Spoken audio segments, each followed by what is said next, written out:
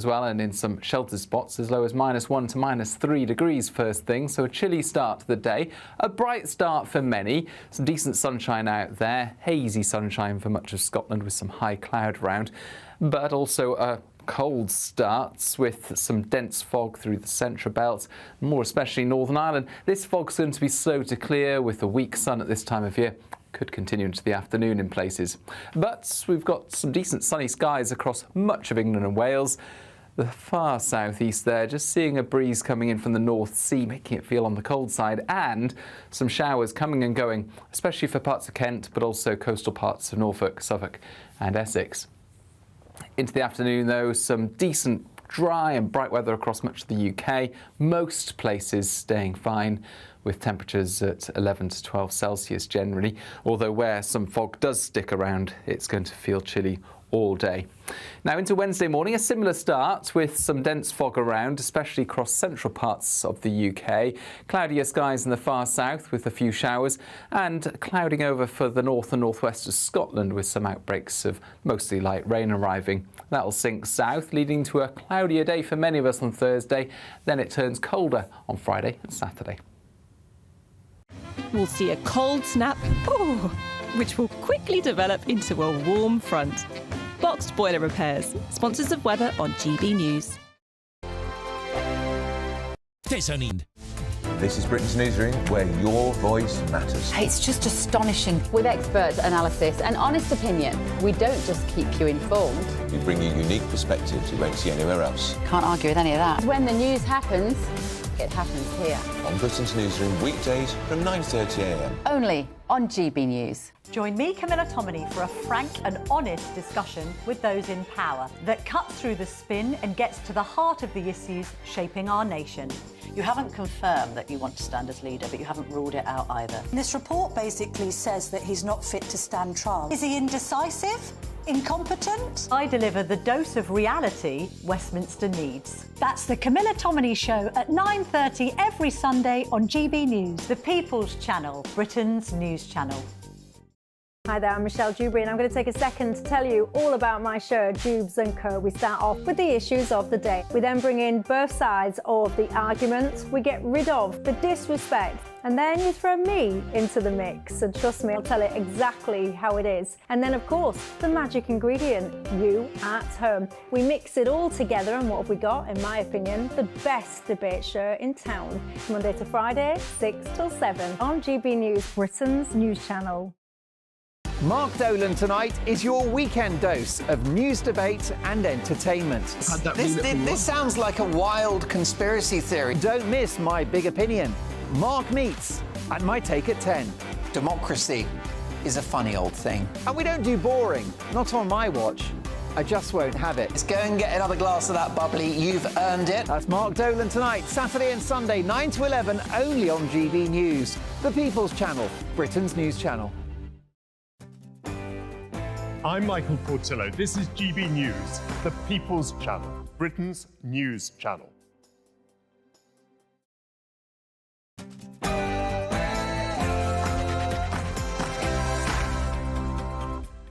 It's 9 p.m. I'm Patrick Christys. Tonight, it's like elderly beldames who see a mouse running up their petticoats and they shriek and they jump on the chairs. Boris Johnson gets stuck into Emily Maitlis, and now you can say that the numbers were too high, and I'd accept that. He admits that he cocked up on immigration. Plus, the difference between you and Ed Miliband, you just had Miliband in a wig. No. Well, he's got a lot to say about net zero, and he weighs in on Trump. And I remember, Donald Trump doing some things that were really pretty difficult, but were tough. And has Boris let slip what the Ukraine-Russia peace deal will be?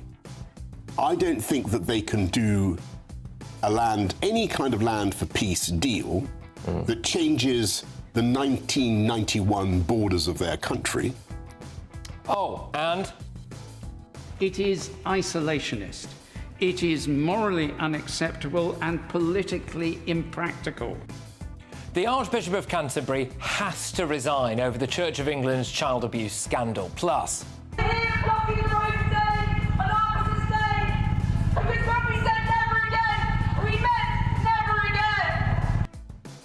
A bunch of unwashed, spoiled brats disrupt Armistice Day. Have they no shame? Plus, darkish skin, and it's pretty much racist abuse. Although I'm not, I'm as English as they come. Really?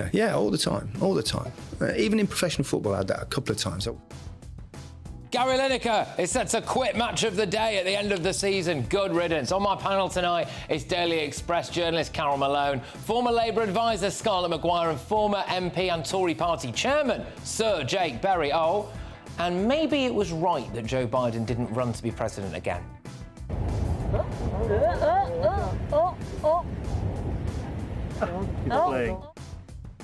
He's not running anywhere, is he? Get ready, Britain. Here we go.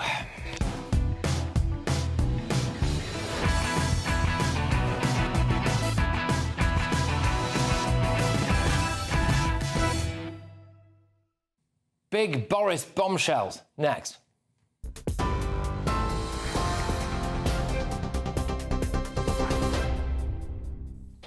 Good evening, I'm Sophia Wensler with your headlines. It's just gone 9 o'clock. France and the UK have pledged to support Ukraine for as long as necessary to thwart Russia's war of aggression. That's according to the French President Emmanuel Macron and Sir Keir Starmer. The Prime Minister marked Armistice Day in France today, becoming the first UK leader to do so since Sir Winston Churchill. The two leaders laid a floral tribute on the tomb of the unknown soldier, the Arc de Triomphe. A statement from the Elysee Palace said the two leaders had reaffirmed their commitment to supporting Ukraine unwaveringly. The Kremlin has today denied reports that President-elect Donald Trump spoke with Russian President Vladimir Putin, casting the media reports as pure fiction. The Washington Post and Reuters news agency both previously reported that the call had taken place. It comes as Joe Biden is reportedly set to make a personal plea to Donald Trump about the importance of funding Ukraine, urging President-elect Trump not to walk away from the country. Now, Sir Keir Starmer has defended his visit to a climate change summit 2,500 miles from the UK, insisting he is using the trip to boost the economy and tackle the small boats crisis. The Prime Minister arrived in Azerbaijan for the annual UN COP29, attended by world leaders. Meanwhile, the US envoy has said the fight against climate change is bigger than one election. John Podesta was speaking at the summit after his party lost to the Republican candidate Donald Trump, who some say is a climate skeptic. And some breaking news. A man has been charged with murder and attempted murder following the stabbing of 3 people in South London yesterday. Police were called on Sunday morning to reports of a number of people stabbed in Woolworth. 3 people were found with injuries, and sadly, 77-year-old Hilkiah McLegan was pronounced dead at the scene. 66-year-old Ali Musi, of no fixed abode, has since been charged with 1 count of murder and 2 counts of attempted murder. He is due to appear at Croydon Magistrates Court on Tuesday. And the Prime Minister has refused to give his backing to the Archbishop of Canterbury over his handling of child abuse claims. Sir Keir Starmer said it was a matter for the Church as pressure grows for Justin Welby to stand down. It comes after a damning report into the suspected abuse of over 100 children by a well-known barrister associated with the Church of England. The report also claims that the institution had played a role in covering up the accusations when details initially came to light in 2013. And Gary Lineker is set to leave his role presenting Match of the Day at the end of the season. The Sun newspaper is reporting the former England striker will then leave the BBC after fronting the corporation's coverage of the 2026 World Cup in the US, Mexico and Canada. Those are the latest GB News headlines. Now it's back to Patrick. For the very latest GB News direct to your smartphone, sign up to News Alerts by scanning the QR code or go to gbnews.com/alerts.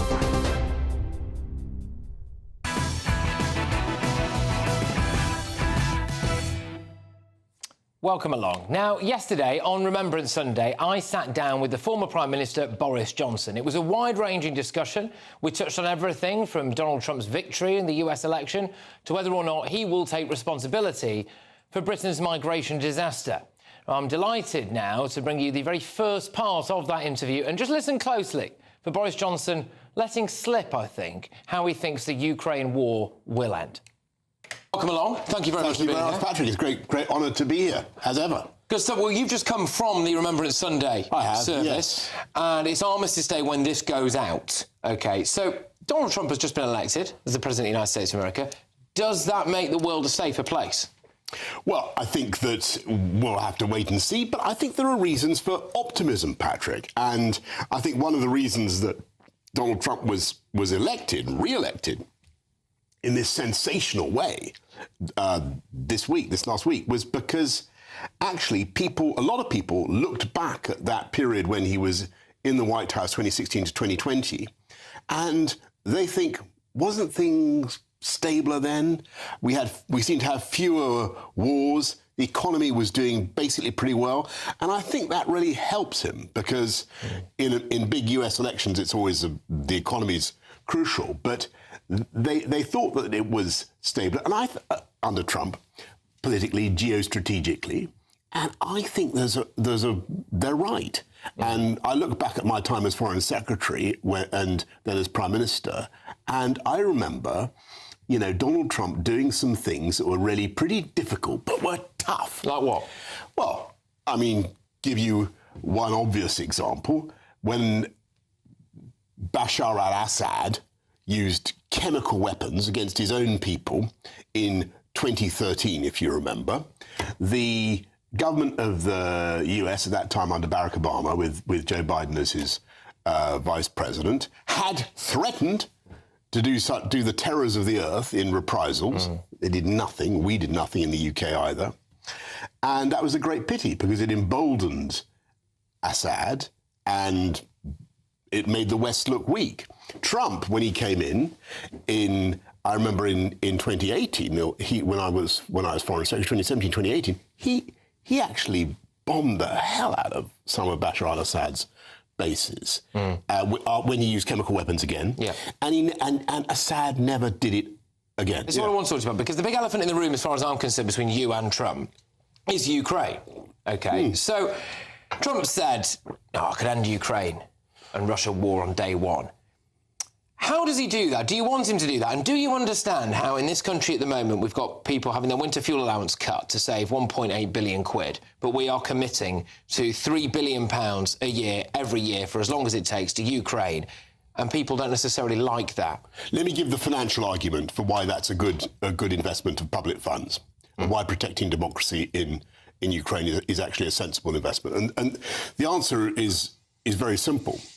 If Ukraine goes down, then we face an even bigger threat on our borders, the borders of the European continent, wherever the democracies butt up against Russia. So it'll be in the Baltic states, it'll be in Georgia. You'll see the impact of a Ukrainian defeat in the Pacific Theatre. You'll see it in the South China Sea. What is a defeat? Is it giving any territory? So, Patrick, what I'm saying is, for people watching this thinking, why are we supporting the Ukrainians? It's because otherwise our collective security will be really degraded by a resurgent Russia threatening all sorts of parts of Europe, and we will then have to pay to send British But we're not really talking about giving the Ukraine, are we? I think our allies and friends in Lithuania, Latvia, Estonia, we already have some, but we'll have to send a lot more. The thinking is that maybe if they do some kind of land deal, right, so there would still be a rather large Ukrainian buffer there. So it's not as though we'd be breathing right down the neck, is it? Let's talk about what the future could hold then, and how Trump can stop. So let me get back to what I was saying a bit earlier about the reasons for being optimistic about Trump on Ukraine, okay? And, it's not a slam dunk, okay? Donald Trump has lots of different voices in his ears. And he's got people on there's a frond of the Republican Party, quite a lot of them actually, who take the wrong line on Ukraine. And who are, frankly, a bit entranced by Vladimir Putin. And they have a kind of weird sort of fanboy thing about Putin, taking his shirt off, and it's creepy, it's bonkers, it's wrong. But there's some, you know what I'm talking about. There's a group of the Republicans that are on the wrong track on Ukraine and on Russia. And he's listening to some of those people. You know who they are. Perhaps they've appeared on this show. I don't know. But that's being, and like people like Viktor Orban in Hungary. So he's hearing all that. On the other hand, this is the same Trump who made a huge difference to the fortunes of Ukraine when he authorized the supply of the Javelin shoulder-launched anti-tank weapons. And if Trump hadn't done that, then the battle for Kiev might have been very, very different. Donald Trump will want to do what is in the best interest of America and the West, because that will be also manifestly what is the best for a Trump, the legacy of a Trump presidency. Yeah. And I don't think he's going to want to... We will stop funding you if you don't give a bit. But you see, that leads to a defeat for the West and a defeat for NATO. And any land in Ukraine, you think? So, I mean, I'm not going to speak for the Ukrainians. You can't be more Ukrainian than the Ukrainians. You know, it's for them to decide. But what I would say is that, objectively, I don't think that they can do any kind of land for peace deal that changes the 1991 borders of their country, right, which includes Crimea and the whole of the Donbass, unless, Patrick, they get a security guarantee that is really bankable. Can I just localise this a little bit to us in terms of what a Trump presidency looks like? So apparently today reports are that he's going to return the bust of Churchill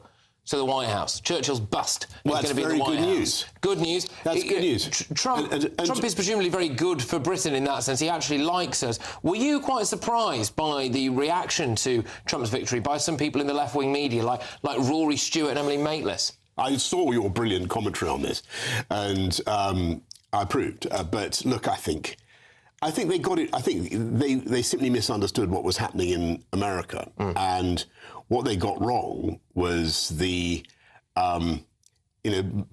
the economy, right? And like I said right at the beginning, a lot of people looked back to the time of Donald Trump and remembered that things were not only stable but also quite prosperous. And he had a clear and credible economic message about growth, about tax cuts, about deregulation. Well, you said you were in the studio with Emily Maitlis, and she started having some kind of breakdown. She did. Then everybody, they all start. It's like elderly beldames who see a mouse running up their petticoats, and they shriek and they jump on the chairs and they call for the smelling salts and the sal volatile and all this sort of stuff. And it's totally bonkers. I mean, they've got some sort of deep cultural aesthetic aversion to Donald Trump. With Keir Starmer, who has previously said that we shouldn't have welcomed Trump. In fact, Keir Starmer used Trump's endorsement of you as the prime example of why you shouldn't be elected. Angela Rayner called him a buffoon. We all know that David Lammy's called him a neo-Nazi sympathising woman hater, whatever else. Yvette Cooper's said much the similar as Starmer. Sadiq Khan's alluded to the idea that he might be an Islamophobe. How on earth can this Labour government work with Trump? Well, look, I mean, I'm going to give a sort of a slightly politician's answer to this one, because but it happens also to be true, right? Which is that sometimes there are some things that bring governments and countries together that transcend the individual politicians and the wrangles and the name calling. And I think that it would be sensible if the Labour government rode back a bit from some of the things they've said. Surely they've got to get rid of that. Well, no. Well, whatever. That's a matter for them. Loads more coming your way, including some pretty meaty stuff about immigration, actually, and migrant hotels. But before all of that, I'm joined now by former Labour Party advisor Matthew Torbey, who I understand is in Washington, actually. Matthew, thank you very much. Great to have you on the show. So there we go. The line for me in all of that was that Boris Johnson, big mates with Volodymyr Zelensky, appears to let slip that he thinks that Zelensky could part with Crimea and the Donbass if Ukraine signed up to NATO membership. Do you agree? I'm not sure. I think you're looking at a very slippery slope, and we have to ask ourselves how we would feel in that situation if the French invaded us and we said, oh, no, we're losing this war. Why don't we give them Dover? And then actually, why don't we give them Cornwall? Where does it end? And if Putin feels emboldened by this sort of land grab, what else might he want for the sake sake of peace. So I'm not sure about that. I think, we need to stand by the Ukrainians, and why should they have to give up land? Do you not think it's quite interesting, though, because Boris Johnson arguably knows Volodymyr Zelensky better than pretty much anyone, really, at the moment, in terms of world leader-esque. That appears to be an admittance for the first time that parting with that level of land, including Crimea, could still be on the table, could indeed be on the table right now. Yeah, I think it's certainly an interesting insight if that happens to be the case. And I think, the longer that this is sort of butting heads and there's no end to this war, there's going to have to be some sort of negotiation, because governments are going to struggle to keep funding it as well. So if that does happen to be the case, I think everyone would welcome peace. I just feel a bit uneasy about Ukraine having to give away land for the sake of that. OK, all right. Now, you are in Washington. I believe that you were... Have you been out there helping to dry Kamala Harris's tears, have you? And would she have been better when it comes to sorting out the Ukraine issue, do you think? I don't know if better would be the right word. It would, I assume, would be a continuation of Joe Biden's policies, therefore sort of business as usual. But never-ending war. Yeah, essentially, and where people are feeling the brunt of the economy and therefore... not being able to afford bread and milk, you have to ask yourself, how long would people have put up with that with Kamala Harris? Would she have got a second term? Yeah. How much of that can you prioritise? So I don't know if better is the right word, but I think we could assume what she may have done compared to who knows what Donald Trump's going to do with this. Quickly from you, Matthew, the other line out of that particular section of the Boris Johnson interview was Boris appearing to suggest that Labour might be in a little bit of strife, although he thinks realpolitik will play out over, Starmer saying that he shouldn't roll out the red carpet to Donald Trump, Lammy doing those infamous woman-hating, neo-Nazi sympathising quotes, Sadiq Khan saying he's basically an Islamophobe. I mean, I do put it to you that there's no way in hell, really, that this Labour government can operate well with Trump. I don't see why not. I think Donald Trump, actually, interestingly, is someone that tends to forgive people. My concern is he tends to humiliate them once he's forgiven. So I don't know where that will end. But I think even he, it's very easy to, people call him insane or whatever names they want to call him. But he's a shrewd individual. And I think if things, why would he, cut his nose off to spite his face if it comes to things like diplomacy, security? And I think this, people called me names years ago. It doesn't mean I'm going to dislike them if I can work with them. I've apologised for that, Matthew. We've agreed to bury the hatchet now. I'm only joking, of course. I think you're a really wonderful chap. Thank you very much for your time this evening. Matthew Torwick there, former Labour Party advisor who's in Washington for us. Now it is time for that second part of my interview with the former Prime Minister, Boris Johnson. So listen carefully now for his defence of the soaring net migration numbers that happened, and illegal migration numbers, by the way, that happened very much under his watch. The other key things of Trump's victory was to do with illegal immigration. And he has promised to remove en masse illegal immigrants and criminal migrants as well. Shouldn't we do the same? I agree. And I looked at that and I think we should. And we'll see how he gets on, because be in no doubt, Pat, the lawyers will be all over it, as they were all over our various projects. And it's like I said in April 2022 when I launched the Rwanda scheme. You've got to get the legal ducks in a row. And I said to the country that when we launched that, it would only work if we could get the lawyers to back down, because we live in obviously we live under the rule of law, and we try to protect human rights, but sometimes it can be done, that protection of rights is done in such a way as to be, I think, unreasonable and against the clear manifesto commitments that the government has. Is that because the legal profession is ideologically biased, do you think? No, I think that we've got ourselves into a situation where it is very difficult to deport even people who patently should be deported. And I'm sure you cover loads of cases. And we need to fix that. And I think that our party, my party, the Conservative Party, did have a perfectly good agenda. For the Rwanda plan is a good one. And I think that Rob Jenrick was making a very interesting point when he said that it might be time to review the ECHR, the European Convention on Human Rights, because I think sometimes it is being applied in a way that is anti-democratic and that is stopping the removal of people who plainly need to be removed. So anyway, I look at some of the things that Trump is now saying about that issue, and I can understand why he's saying it. And I think that in a democracy, we need to have a way of doing it, because you'll have dozens of examples in your head, but there are some people who stay on who plainly should be removed.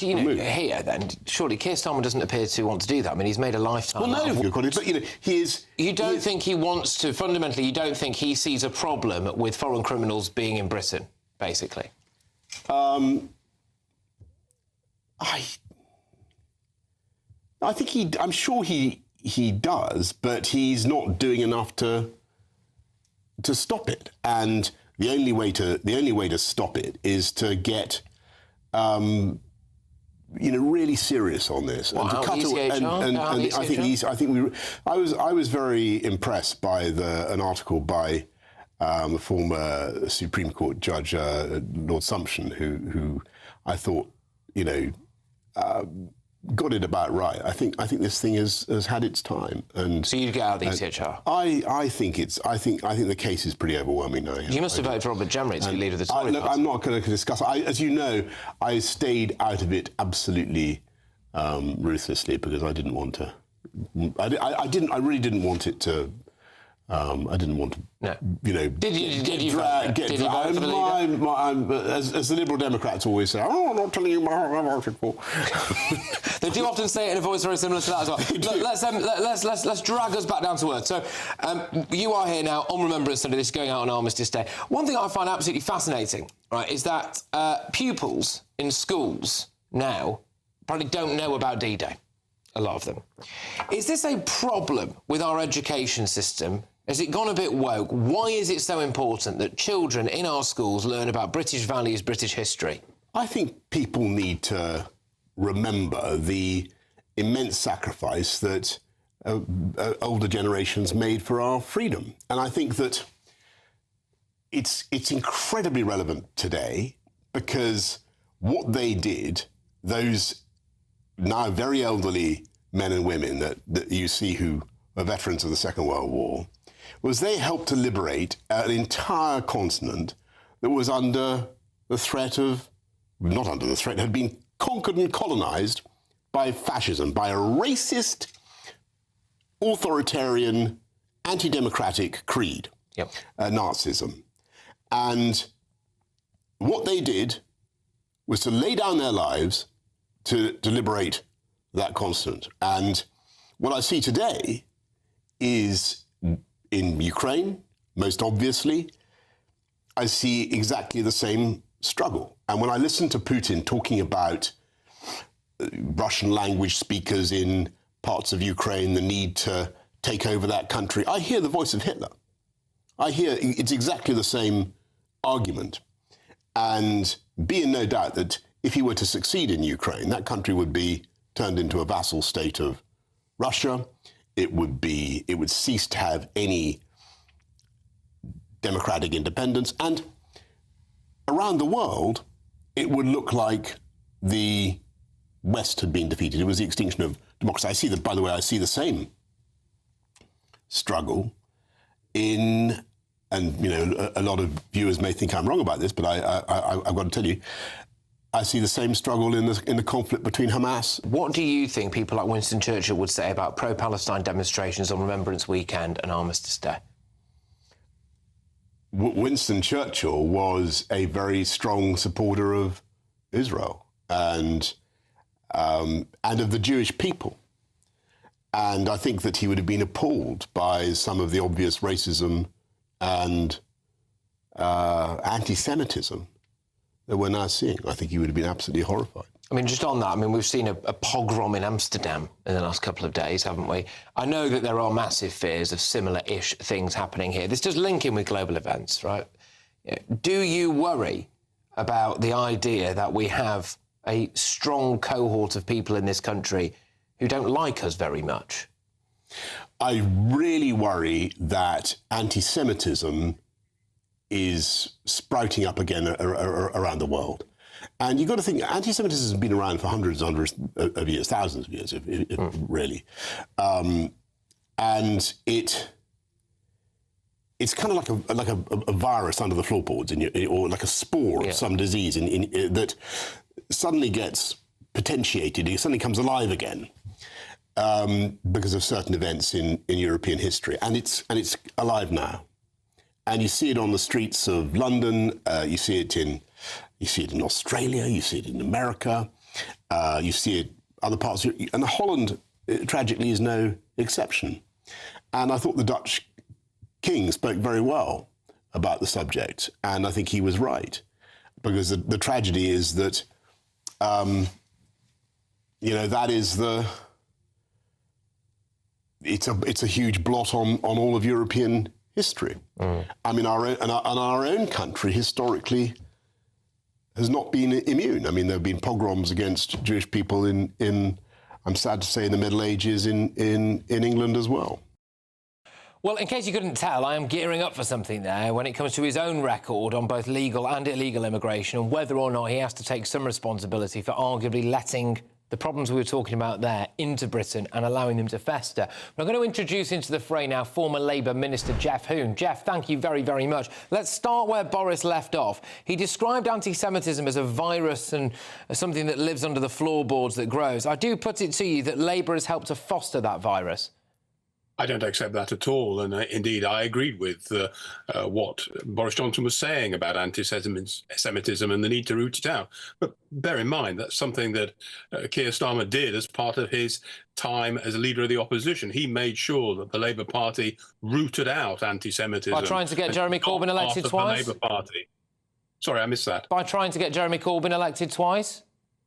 On the contrary, he took the situation that he faced with Jeremy Corbyn. He disciplined Jeremy Corbyn, expelled him from the Labour Party because Jeremy Corbyn had failed to stand up to anti-Semitism in the way that he claimed. So I don't think anyone could suggest that Keir Starmer has not been absolutely right on anti-Semitism, rooted it out of the Labour Party, made sure after trying to get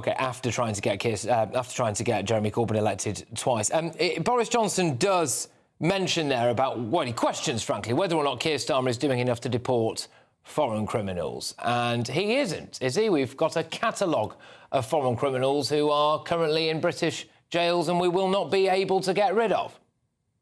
Well, I don't know how many you're talking about, but this is a man, Keir Starmer, who's the Director of Public Prosecutions, who was the Chief Prosecutor for the United Kingdom.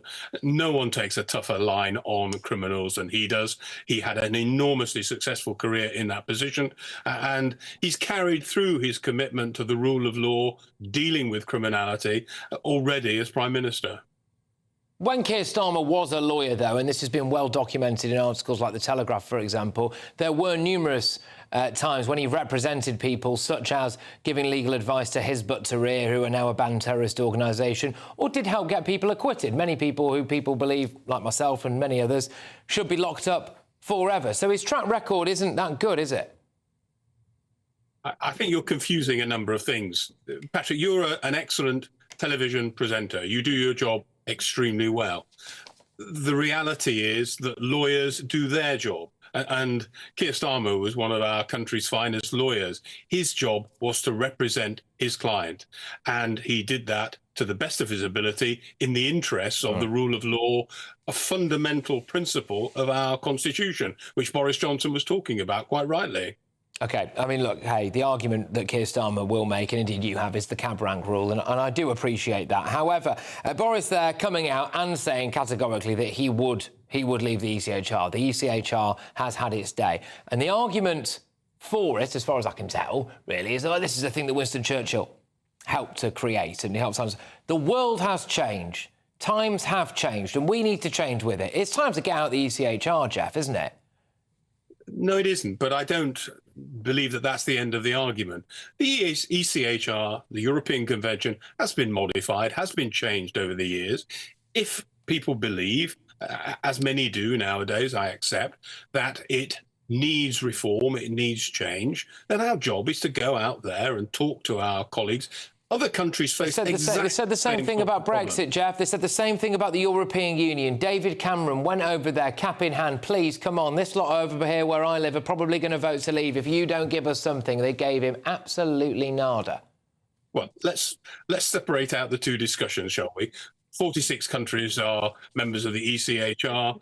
I believe that Britain has a very strong standing in that organisation, and we should use our influence. If the convention needs change, needs reform, we should use our influence, use our persuasive powers to get it changed. Certainly that's something that I think we could all unite behind, actually, rather than simply stepping away from a convention. Only 2 countries have been expelled from the European Convention: Russia because of its invasion of Ukraine, and Greece when it was ruled by a military dictatorship. Let's not put ourselves into that sort of company. All right, but Australia aren't in it, Japan aren't in it, Canada aren't in it. I mean, they're all pretty lovely countries, aren't they? I do take your point, Jeff, but, you know, you can't necessarily use the argument in its entirety. Look, Jeff, thank you very much for coming on. Always a pleasure. Okay. Great to have you on, mate. All the best. Jeff Thank you very much indeed. All right, mate. Thank you. Former Labour Minister Jeff Hoon. Right, well, I think it is about time now for the third part of this Boris Johnson interview.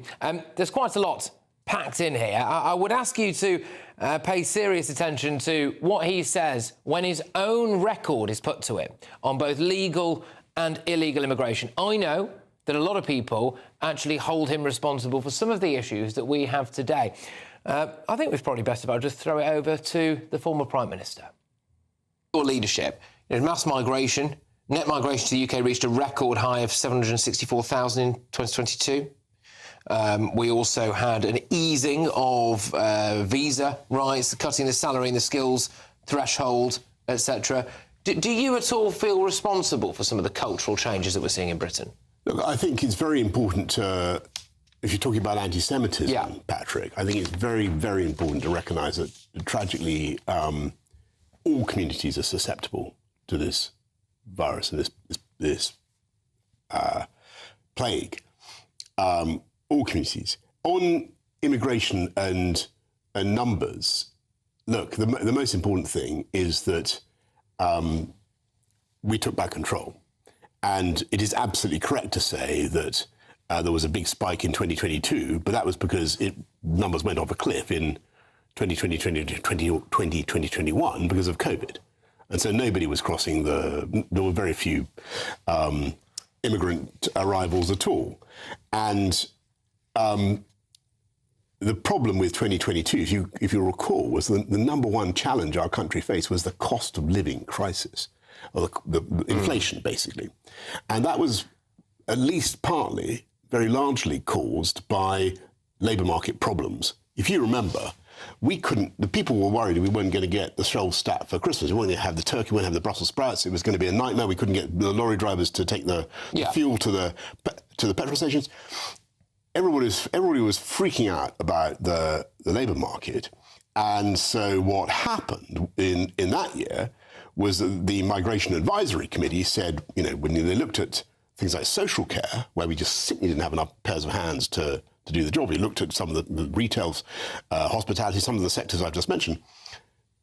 And I had every department in Whitehall was freaking out because they were saying the economy was just going to seize up.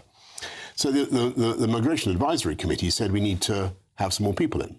Now, I think, and you might think, in retrospect, looking at the numbers that we eventually got, it was... and we are worse off per capita. So the economic argument is questionable at best. Well, I think that inflation impoverishes everybody. It really does. Inflation is an absolute scourge. And you're too young to remember inflation. You are. You don't remember what was it like under Labour in the 1970s. I know what my energy bills are like now. Yeah, but you don't remember spiralling double-digit inflation and wage price inflation just chasing each other up. And that's a vice to which I'm afraid our country has been prone in the past. And we had to sort out those labour market problems. Now you can say that the numbers were too high, and I'd accept that. But never forget, it was we who controlled it because we took back control with Brexit. And in future years, we can say no. We can say we've got enough. We don't need any more. Part of it because of Brexit. So that would be my rejoinder. Look, okay, and that's, by the way, what I would have said during the election campaign, where we got hammered on immigration, and we didn't need to be. No. Do you think that some people have a right to be angry about migrant hotels in their local area? I think that they have the right to be angry about the cost and the public money that's being spent on it all. I think it's nuts. And safety.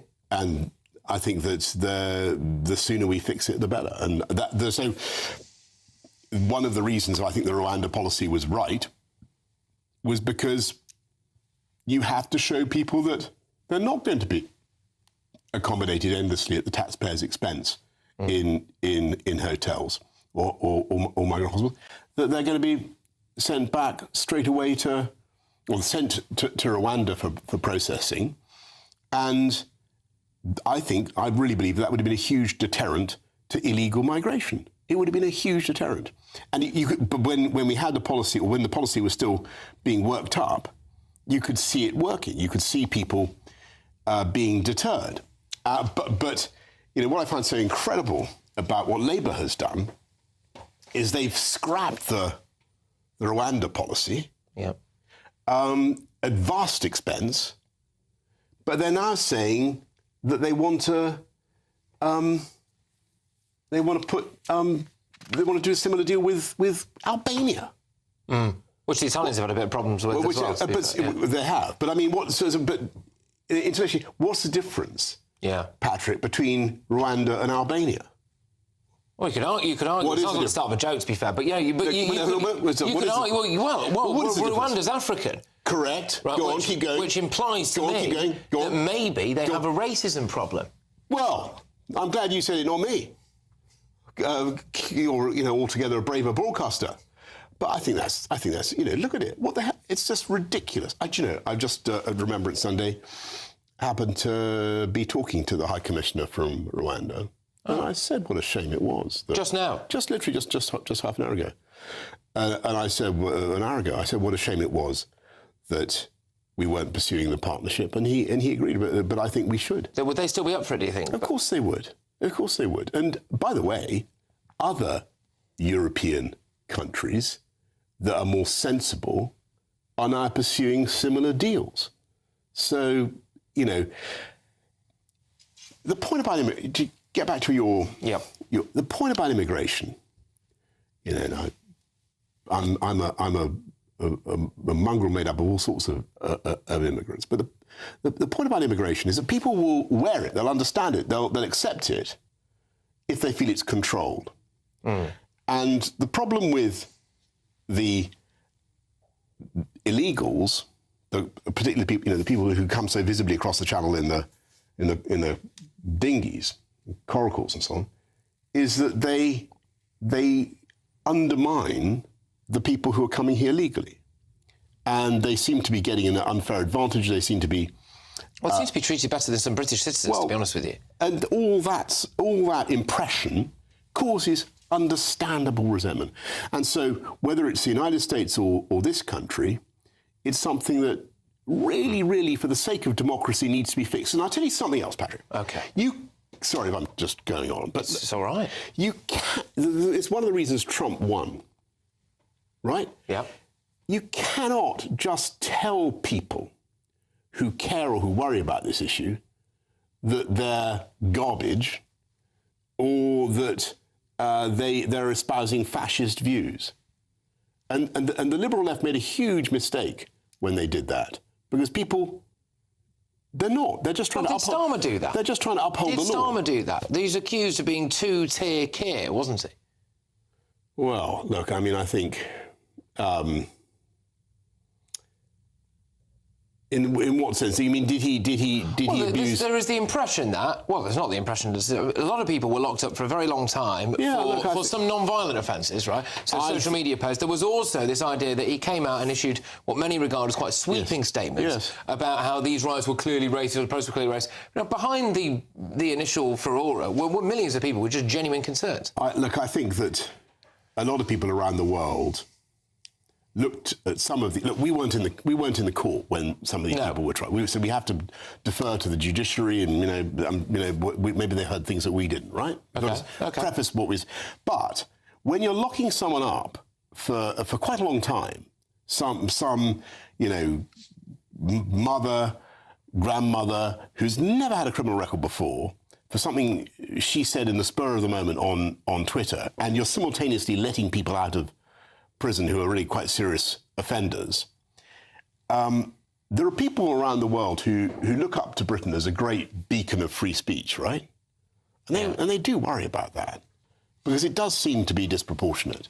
And I think that we need to be careful about that, because, in Russia, believe me, they'll take a case like that. The Kremlin will take a case like that, and they'll say, look, you say that we don't have free speech in Russia, which they don't, by the way. They shoot journalists, and it's infinitely worse. Infinitely worse. Okay, infinitely worse.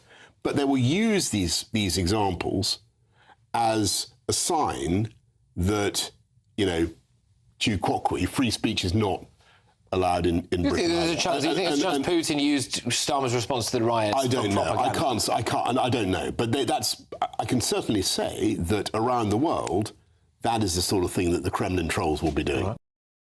Right, I've got a heck of a lot more to come from former Prime Minister Boris Johnson, but we need to get a response on a couple of things he said there. So welcome now, former Labour MP Sean Simon. Sean, great to have you on the show. Thank you very much. Vladimir Putin will use two-tier care as propaganda for his own people. Your response? Nonsense, I'm afraid. I don't think two-tier care really stretches as far in real life as you think it does, Patrick. And it's not my words, it's the words of former Prime Minister Boris Johnson, who has met Putin. He was threatened, Vladimir Putin threatened to nuke him, Sean. He obviously knows how he operates. They were his words, but it was you that introduced them and fed them to him, Patrick, to be honest. He'd never heard of two-tier care when you first said it. He actually came back and said, what exactly do you mean by two-tier care? And that's how far it's cut through, I'm afraid, this two-tier care. It's not true, and nobody believes it. Well, that's not true in itself. Plenty of people do believe it, Sean. But do you think... Even the former Prime Minister had never heard of it.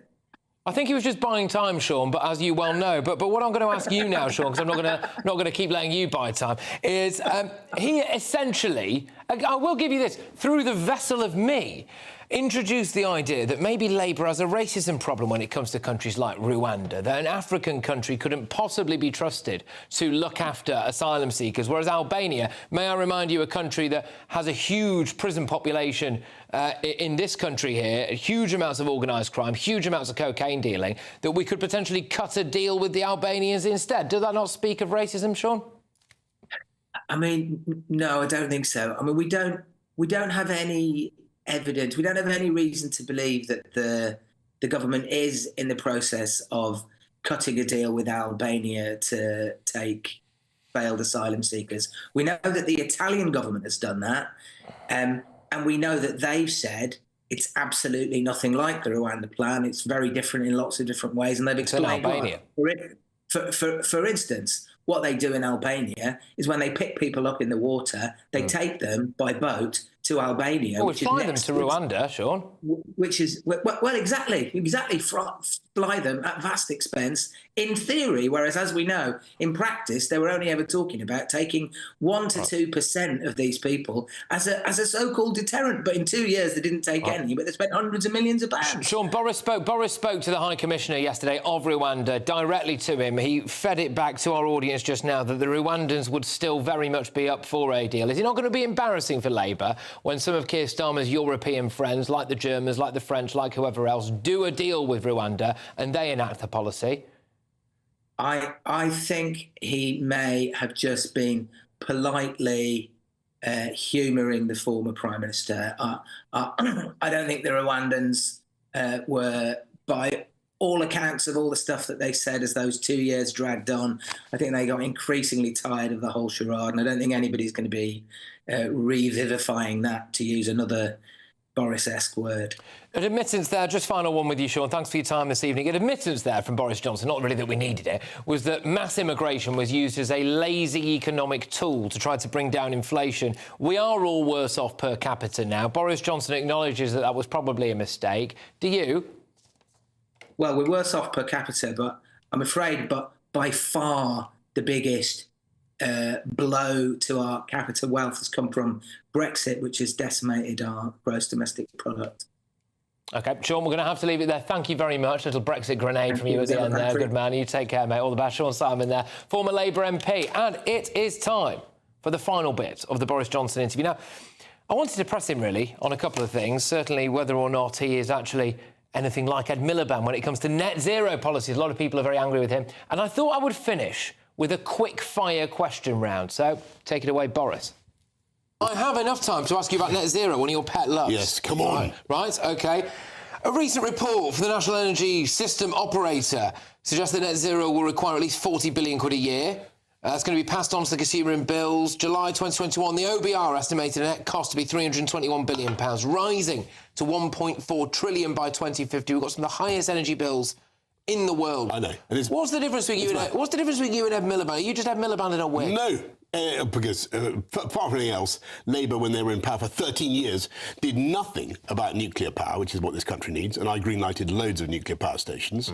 And I'm different in this sense, and I don't have the sort of completely hysterical objection to using hydrocarbons, which this country possesses, during the transition. And I do, as it happens, think it's mad to be importing coal from Australia or wherever, literally, when we have it in the UK and we could use it sparingly. Well, I went to a place in Stanley and I did an entire broadcast. But all that said, so I believe that during the transition period we should definitely, we should not be bullying people. We should not be hitting people with unnecessary bills. I would go further. I'm sort of with Elon Musk in the sense that I think that renewables can offer a very bright future.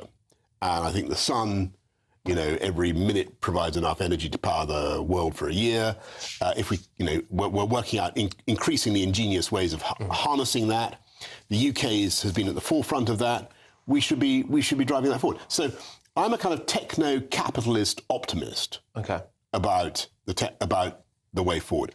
Okay. But what I don't want to do, and I think actually putting more windmills in the sea or using going for nuclear fusion or whatever, these are very, very good things to do. Okay. And you should be so. And I think it will drive loads of jobs in this country. Tim Shipman, the journalist, has got a book out. Yes. And in that book, he says that after you resigned, the Queen said, "Thank goodness that idiot won't be organising my funeral." Yes. I think it's highly unlikely that she said that because, of course, no Prime Minister organises the monarch's funeral. It's done by DCMS. I think it's possible that there's a malicious tittle-tattle. The final thing, quick fire round, right? Yeah. Final round, and then we'll get you out of here. Quick fire round. The farmers' protest, supposedly taking place on November the 19th. Will you go? Do you support them? When is it? Supposedly November the 19th.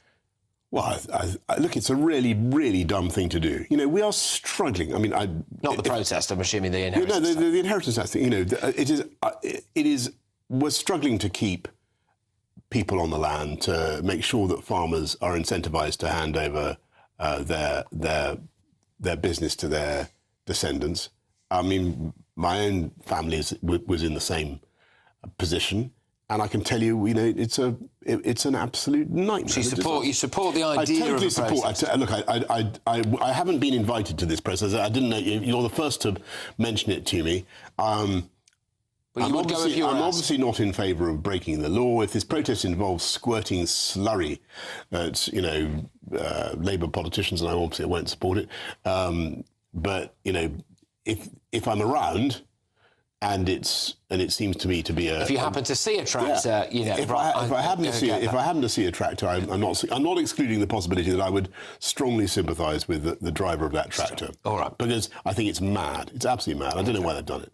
What's the best thing about Carrie? About my wife? Yeah. Well, darling, if you're watching, there's no limit to your beauty and your talents. I can't tell you. There's many, many things. Good answer. A good answer. Favourite TV show? Well, I don't watch much TV. I should do. I mean, there's an easy answer to this. Well, GB News. Yeah. The Patrick Christys show. I think, obviously, it's got to be the Patrick Christys show. Though, have you watched something called Love Triangle? No. No. Do I want to? No, Carrie watching. I can't follow it at all. Anyway, Is it fiction? Is it a reality thing? It seems to be. I think they're real people. Yes. Great. No, that's kind of stuff that does my head in. No, it doesn't. I can't follow it at all. No. But the Patrick Christys show, everybody. That's the one to watch. Favourite holiday destination? Oh boy. Honestly, yeah. I mean, I love all parts of this wonderful country of ours, and we unhesitatingly go any venue here. But I love Greece. I do love Greece. Strong stuff. I'm half Cypriot, so I'll go for that. Favourite alcoholic drink? Very easy. Red wine. Just any? No, I mean, virtually any. Yeah. I'm not. I look. This is why are you asking me these very, very difficult and personal questions? I think I've been around a long time now, and I must have drunk a hell of a lot of red wine. But should I tell you something? You don't judge them by the bottle. You can never tell. Okay. You can drink some fantastic wine that is amazingly cheap. That's my view. You'll be pleased to know this is the last question I'll ask you. Go on, right. What's the best celebrity you've ever met? Her Majesty the Queen. Her late Majesty the Queen. Oh, right, OK, another one. No, I'm sorry. That is easily. OK, to be fair, that is a good answer. That is a good answer. Well, thank you very much. Thank you. Indeed, thank you very much. Well, joining the show now is former Labour Special Advisor John McTernan. John, great to have you on the show. Thank you very much. I think I want to get a bit of pushback from you on what he said about farmers. He basically said that he is in favour of farmers being quite angry about this inheritance tax rise. I mean, it's just emerged that a farmer has appeared to have taken his own life, John, after hearing the budget. Is that on Keir Starmer, do you think? No, I don't believe so. I think it's very dangerous to speculate about the cause of any suicide. Suicide by any individual is tragic. Tragic for them, tragic for their families, tragic for their communities, and one has to feel for the family of that farmer. But suicide's a very personal decision. It's motivated by all kinds of things. I think it's wrong to draw any. Well, we have spoken to the son of that individual, but I do take your point. I mean, Boris called it dumb. I mean, is it dumb? I mean, the Labour Party have now won quite a few rural seats and they've managed to alienate them all, haven't they? No, because most people in rural seats are farmers, but those who are farmers and small farmers won't actually be affected by this change. This is a change clamping down on tax avoidance. I'm not surprised that Boris Johnson wants to support tax avoidance, but the Labour Party doesn't support tax avoidance, avoiding inheritance tax through this device of buying farms, and that's right. The farmers still get a privileged status for their farms, and I think that may or may not be right. I'm personally in favour of doing to farmers who want to go on the streets, we can do to them what Margaret Thatcher did to the miners. So just to be clear, John, you would beat them up? No, close them. I mean, there's an industry we could do without. So, OK, all right, so this got weird. So you would do to farmers what Margaret Thatcher did to miners, which was, and she used very heavy-handed police tactics, followed by what? Putting them out of business. If people are so upset that they want to go on the streets and spray slurry on them, then we don't need the small farmers. Right. OK, John, I'm not sure that's a particular... You were, just to clarify, you were a former Labour Special Advisor, possibly emphasis on the word former there. But just to go on, Ed Miliband, I mean, Boris Johnson, I put it to him, are you Ed Miliband in a wig? He said no. But, I mean, Ed Miliband has already spent the entire black hole on carbon capture, £22 billion worth for the North East, made by a Norwegian company, so none of that money initially will go to a British company. He also stands accused of fudging the figures when it comes to net zero by using the National Energy Systems operator to bolster his arguments. It does turn out that, oh, shock horror, he is the person of special interest at that company, isn't he? So is his position tenable, do you think? Yeah, of course it is. And I mean, Boris babbled on, as he usually does. He did nothing to take forward nuclear power. He offered 700 million to EDF. It would be great if there were cross-party consensus, but the Cameron government got rid of the nuclear fleet that had been agreed previously, and they closed down an entire nuclear program. You didn't do anything on nuclear power for 13 years, though, either, did you, John? To be fair. No, we had the nuclear proposals, which were closed down by Cameron. Nick Clegg boasted they're not going to be any use because they won't be delivering any power. The first station won't come on stream until 2022. It's the ability of the Cameron government to close down the program. The danger with nuclear is that if you don't have cross-party consensus, then you have stop-start. And the other challenge is getting the Treasury to find a way of financing. All right, John, do you believe that the Queen called Boris an idiot? Yes. I thought you might say that. I thought you might say that. John, thank you very much. Take care. John Mattern is the former Labour Special Advisor. For what it's worth, for the record, I do doubt that our late Queen, our dear Queen, did actually call Boris Johnson an idiot. Right, OK, so there was a heck of a lot to get through there. I mean, for me, the idea that Rwanda is still on the table, according to the Rwandans, I think is pretty good. That deal that Zelensky might be willing to accept the loss of Crimea and the Donbass if he got NATO, I think that was a decent line as well. I know a lot of people might have been fuming that Boris didn't seem to want to acknowledge that there are genuine safety concerns for people when it comes to migrant hotels in their local area, but we're going to be picking the bones out of that interview, no doubt, for a couple of days to come here on GB News. Can I tell you what I've got coming up next? Yes, OK. Well, I think the Archbishop of Canterbury is going to have to go over this Church of England child abuse scandal. He's clinging on at the moment, but not for long. I have heard that he's cleared his diary for tomorrow, and that, for me, implies that he is off ski. And what about those great unwashed, spoiled brats who tried to disrupt the Armistice Day memorials? Well, I wish we could deport them, although they do appear to be British. Stay tuned. There's only on demand. Good luck. Why go out on a Friday night when Friday night comes straight to your home? Talking about? Join me and my A-team of top pundits. Chemistry tonight is electric. As we tackle the big stories of the day with wit, insight and fearless energy. Man of the people. It's all vibe. Just a filing cabinet on wheels with a tie on. So, order in Friday Night Live with me, Mark Dolan, every Friday at 8, only on GB News, the People's Channel, Britain's news channel.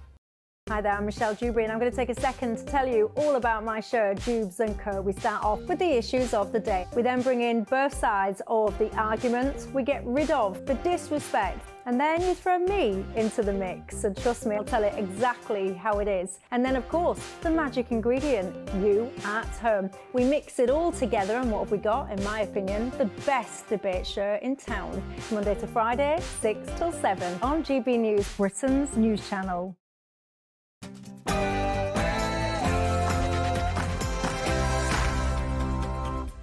It's 10 p.m. I'm Patrick Christys. Tonight, it is isolationist. It is morally unacceptable and politically impractical. For the love of God, go man. The Archbishop of Canterbury has to resign over the Church of England's child abuse scandal. Because this will kill people all around the world for generations. It will allow a genocide on an infinitely greater scale. Did Welby go full woke to try to save his own skin because he knew what was coming out about him? Plus,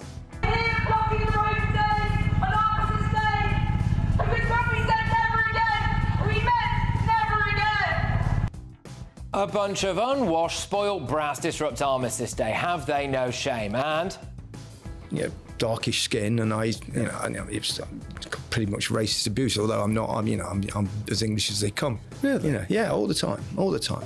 Even in professional football, I had that a couple of times. Gary Lineker is set to quit Match of the Day at the end of the season. Good riddance. Plus, according to the census, 72% of Somalis here live in social housing compared to 16% of the population overall.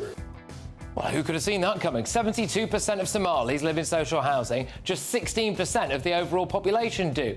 Do we not need to know benefits by nationality? I know it now. On my panel tonight is columnist at the Daily Express, Carol Malone, political commentator, former Labour advisor, Scarlett Maguire, and ex-Tory party chairman, Sir Jake Berry. Oh, and maybe it was right that Joe Biden didn't run to be president again.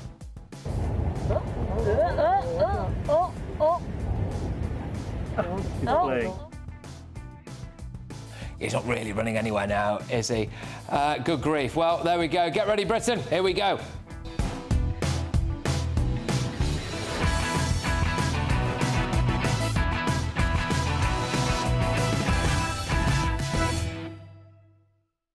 Justin Welby, for the love of God, go. Next.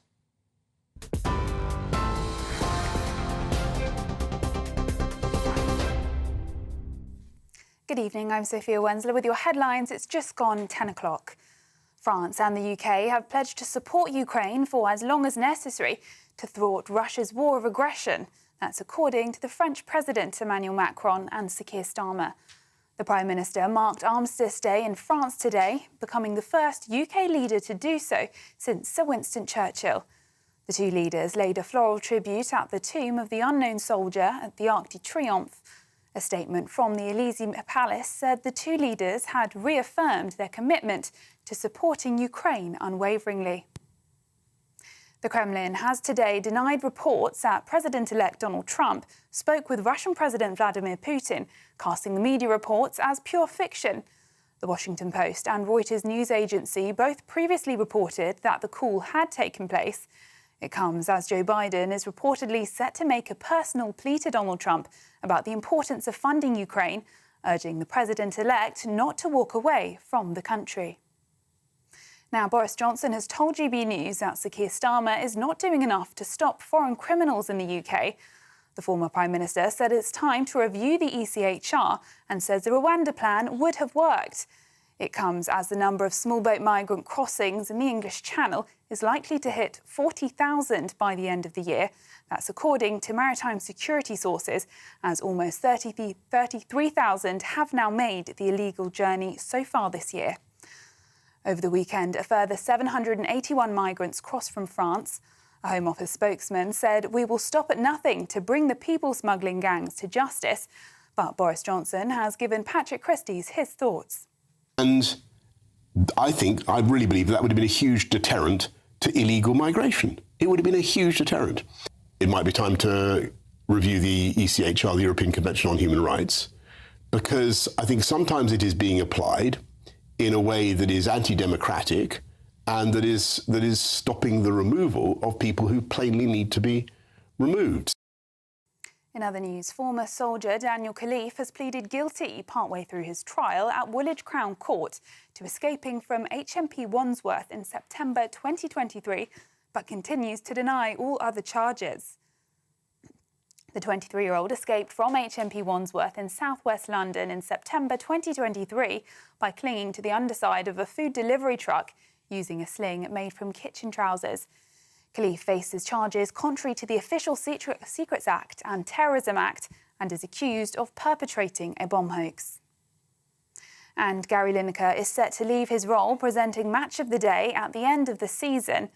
The Sun newspaper is reporting the former England striker will then leave the BBC after fronting the corporation's coverage of the 2026 World Cup in the US, Mexico and Canada.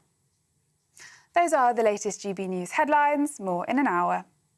For the very latest GB News direct to your smartphone, sign up to News Alerts by scanning the QR code or go to gbnews.com/alerts.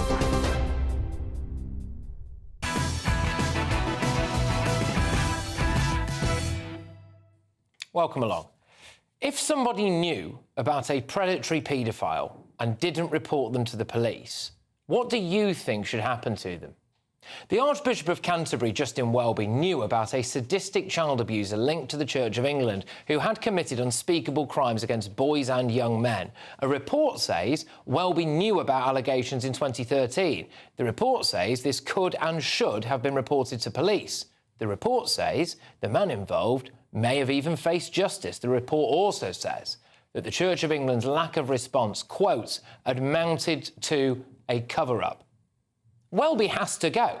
He has to resign in disgrace. I mean, the monster, John Smythe, abused around 130 boys and young men over decades. He used a Christian youth camp to do it. Now, a report in The Guardian says that Welby was actually at one of these camps with John Smythe, but there is no indication that Welby partook in or personally saw any abuse taking place. But Welby has now admitted that he was warned that there were issues with Smythe in 1981. Some of Smythe's victims have tried to kill themselves. One of those survivors today says that Welby put his own reputation above helping survivors and that he should resign. The Bishop of Newcastle today says that Welby should resign. Local reverends like Fergus Butler-Galley in Charlbury are calling for him to go. He says, "We will continue to pray for you, but I, for one, will be praying that you will resign. The damage you have done to this church will take a very long time to repair." Now, the Prime Minister isn't backing him, saying that Welby's sacking is a matter for the church. Welby himself says he's considered resigning but decided against it. Well, I want to look you in the eyes now, Welby, if possible, and just say one thing very clearly to you. For the love of God, go. I mean, I've got a theory about Welby. He's gone full woke, hasn't he? He's committed to spending 100 million quid's worth of the church's money on slavery reparations. He said it was necessary because the church had done actions that denied the reality of God's universal power and love. What about the actions of that predatory paedophile that you reportedly knew about in 2013? And the church is set to announce that God is not a white man in a push for racial justice. Well, that's one kind of justice that Welby can get behind, is it? He's presided over failed asylum seekers converting to Christianity in a bid to stay in the country. People like the man who blew himself up outside Liverpool Women's Hospital, Emad El-Swalmeen. He took a 5-week course to convert from Islam to Christianity in 2017. Welby was anti-Rwanda. In fact, he brought up Hitler when talking about it. Rise in international human rights law grew out of the horrors of the 1940s, where a government that in 1933 in Germany had been legally and properly elected passed horrific laws that did terrible things. It's not the only time he's invoked Hitler. He had to apologise after comparing the threat of climate change to that posed by the Nazis. My theory is that Welby went full woke to curry favour with the lovey Liberal elite because he knew this devastating dossier about him, not reporting serious child abuse to the police, was going to land at some point, and he wanted to get as many brownie points in the bank as possible. Just to come back to how I started here, can you imagine being made aware of serious child sexual abuse allegations and not reporting that to the police? If that was you, what would you have done? Justin Welby has let the church down, he's let victims down, he's let the country down, and if he had any shame, he'd go. The man has to go. Let's get the thoughts of my panel this evening. We're joined by Daily Express columnist Carol Malone. We've got former Labour Party advisor Scarlett Maguire and the ex-chairman of the Tory party, Sir Jake Berry. Carrie, Welby's got to go, no?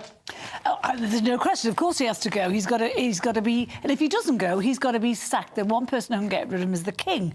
Of course, him and Welby are very good friends. That might be difficult. But, you know, and he mustn't be allowed to go quietly. You know, people do terrible things and they're allowed just to slope off into the distance. That must not happen either. There must be a big noise about getting rid of him. You know, John Smythe was the most prolific child abuser that's ever been associated with the Church of England. You mentioned before a figure of 130 boys.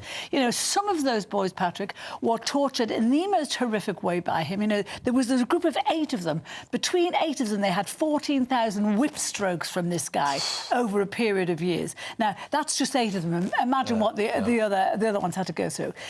And, you know, for Welby to say he didn't know about it till 2013, I'm not buying that because, you know, this was being talked about, as you mentioned the day before, as early as 1981. Reports were being written about Smythe back in 1981, and they were circulating in the hierarchy of the church. He was in that hierarchy. You know, this 40-year cover-up, he's been in the thick of it, and he didn't do anything, and he should be kicked out of the church right now. So, Jake, I mean, this is absolutely astonishing, isn't it?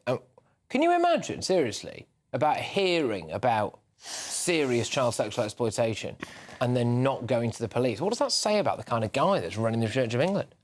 Well, it's unimaginable, isn't it? I mean, anyone who's a parent, I don't think you actually have to be a parent to want to say that if you found out about this, this would be, you know, something you would report to the police immediately, and you'd want to see this in Mr. Smythe, this individual who's this prolific sex offender, you know, punished. And I think there's two things I hope the Archbishop will keep in his mind this evening as he weighs. He says he's thought about it. He's decided that he should stay on.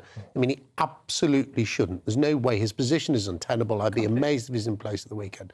But the two things that I hope, will consider, for the millions of Christians in this country for whom he is a leader, this is, you know, heartbreaking. It's the most appalling example. It's not the church that people go to, and I include myself in that number. And then the second thing is the untold damage he is doing to the institution of the Church of England, our established church here in the United Kingdom, by holding on. No one can understand why. Why is he holding on? Why is he more important than the church he seeks to represent? What I will say... It's appalling. What I will say is this. There are rumours online, quite strong rumours, that he's cleared his diary for tomorrow, and that would indicate, if true, that there is going to be some announcement. I think the damage has possibly already been done by not just going immediately. But, Scott, I'd like to get your views on whether or not you think that he's gone full woke because he knew that something like this was coming down the track and he wants to curry favour with the lovey, lefty media elite and everyone else. I think that's absolute rubbish. Absolute rubbish. And look at it. Who has stuck up for him, right? Nobody. I mean, that's what's so interesting, right, is you have yet to find a person who said he should not resign. And because his position is indefensible. I know, but that's what I'm saying is of course, you know... Do you think that might be why he did it? Because I get that we are where we are, which is at the moment no one, apart from quite possibly his PA or someone, is coming out and saying, go on, Welby, we need you. But to me, it just not, you know, right, I'm going to come out against Rwanda, I'm going to do all these slavery reparations. Look at me, I'm a really good, virtuous guy. No, look, you can think... We're all very complex people. So, on the one hand, what he did is it's not just indefensible, it's incomprehensible that you get this in 2013. And you're right about the rumours. I mean, all of us who sort of work in journalism, we hear rumours all the time, right? If you're in the Church of England and it's going round, I mean, we're talking about at least 130 boys. It's been there. So... And Makin, who did the report, right, said that it's unlikely that Justin Welby didn't know about it. But if we give him the benefit of the doubt, which I don't actually, but anyway, not 2013. For them to take this and let this man go to South Africa and Zimbabwe. Where he abused again. Where he abused again. And, you know, he said when he says he found out in 2013, he said in 2017 he would meet all of the victims, talk to them, counsel them. He didn't meet those victims until 2020. So 7 years from when he reportedly heard about it till 2020. He didn't get... So he cared more about himself and his reputation than he did about those boys. And, you know, what I find very heartening today, vicars who are who are naturally very cautious people, they're all taking to social media today saying Welby resign. That's incredible. So I'd go further. I think to have known about this in 2013 and not to report it, I think that is evil. I agree. I think it's an evil act by the leader of the church. Lawyer, it's not. It may also be criminal. Right, it's evil. It's evil because if you knew about it and you let him go on, these people, these paedophiles, they don't stop, right? They just go. So he let this guy go to South Africa. Well, most paedophiles are protected by other people in their ring, aren't they? That's how they. That's how they carry on for all of these years. And if the Archbishop of Canterbury knew about it in 2013, not to report it, I think is appalling. Absolutely appalling. Well, I will just say that there is at this stage there is no indication that Archbishop Welby has done anything technically criminal. But, you know, it's a question to be asked as to whether or not whether or not a resignation is enough in a circumstance like this. And again, I do put it to you, and I don't like asking these questions to viewers and listeners because it's a bit grim, isn't it? But just try to put yourself in that situation where one day someone presents you with a dossier of information about a prolific paedophile And you just what? You do just go, oh, just pop that over there. Ask yourself why you do that. But this is also, this is a man of God as well. This is, he's supposed to be above most of the rest of us. This is a man of God who was actually shown to be evil in the midst of all this, because his inaction led young boys to be abused in the most horrific way. And he needs to pay for that. And this goes on and on. In religion, right? I mean, this is the Church of England. Yeah. We've had Catholics. Every there religion. are other religions where it's no. happened, and the religion protects itself. And what we have to remember is that these people who got abused, they never get over it. I mean, you listen to the people telling this. They can tell their stories 40 years on. Is this the kind of thing, when we look back at serious iconic moments, like the Queen's funeral, like, to a lesser extent, Harry and Meghan's wedding, of course, and no doubt other events as well, the coronation, clearly. It's Welby, isn't it? Yeah. Good grief. Do we look back on that now? I mean, those BBC archives are going to be a bit rogue. I mean, you can't use Hugh Edwards for any of that. I mean, can we use Welby now? It'd be interesting, wouldn't it, to see what stance the King takes on this, because him and Welby are very good friends. And I would imagine he would have counselled Welby and said, you have to go. He should. If he hasn't, he should. Yeah. Yeah. All right. OK, I mean, yeah. Also, again, I will stress, not that I think it needed clarification, but I will say, I'm not trying to say that Archbishop Welby is a paedophile. I'm just saying, in light of the report, he maybe should have reported the other person's paedophilia, as the report itself says, sooner. So there we go. But do you think his reputation is irreversibly damaged, Jake? He's done. He's done. People will be... look, as a practicing member of the Church of England, I'm so angry about this. You don't have to... And even whether you're a Church of England member of any faith or no faith... People are just so angry about this. It's a disgrace. The man is a disgrace. And the fact that he is trying to cling on to office is re-victimising these hundreds of young men. It's turning them into victims all over again. Have a heart, man. Just go. There is an arrogance and an ego to this guy. You get the impression he really loves being the Archbishop of Canterbury. He really thinks he's a very special, important man, always preaching about politics, always getting involved where he shouldn't, not bothering much about his church. And this is... Well, the flock is diminishing. Completely. The numbers going to the Church of England are plummeting. Don't care about that. They'll be down this Sunday. But actually, what the most important are the victims, and they've said go. Right. They have said go, and they are the most important people. They are. Right, on that note, I think without further delay, it's probably time that we actually heard from the Archbishop on all of this, isn't it? So, in response to the allegations, the Archbishop of Canterbury has said in a statement, I recognise the courage of the victims, including those related to John Smythe, who have come forward and relived their trauma to contributing to this review. I had no idea or suspicion of this abuse before 2013. Nevertheless, the review is clear that I personally failed to ensure that after disclosure in 2013, the awful tragedy was energetically investigated. Since that time, the way in which the Church of England engages with victims and survivors has changed beyond recognition. So there we go, very clearly there from the Archbishop of Canterbury, who at the moment is not resigning. I will just say there are rumblings that he's cleared his diary for tomorrow, and we await for more detail on that. Thank you very much for an interesting start to the show. I've got a lot more coming your way, including there was these... Youth Demand are an offspring of the pro-Palestine movement who decided to interrupt Armistice Day today. So I'm going to show you a couple of clips of those. But before that, I have to remind you that we're just 2 weeks away from your last chance to grab a chance to win Christmas on us here. It's the Great British Giveaway. So that's £25,025 in cold, hard, tax-free cash, plus a whole host of Christmas goodies to ensure that you have a fantastically festive time. And the best news is... we'll get it to you in time for the big day. Time's running out, though, so get your entry in. Here's how you can be in it to win it. OK, coming up, all of tomorrow's newspaper front page is hot off the press, all that latest on the breaking news tonight. So Gary Lineker will quit Match of the Day at the end of the football season. He's leaving the BBC for good, apparently. So more on that soon, but first...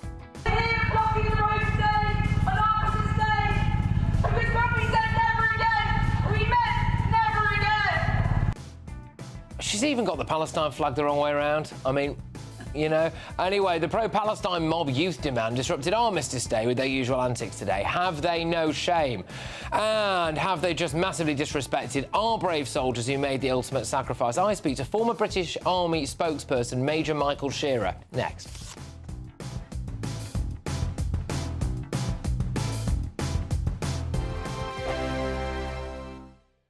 If you want your news to be straight talking... This is a nightmare for the Conservatives again. Down to earth. It's not just Nottingham where this is happening, is it? And most importantly, honest. Hard-working, middle-class taxpayers, they'll get the book thrown at them. Then catch me, Martin Daubney, Monday to Friday, 3 till 6 p.m. on GB News, Britain's news channel. Join me, Camilla Tominey, for a frank and honest discussion with those in power that cuts through the spin and gets to the heart of the issues shaping our nation.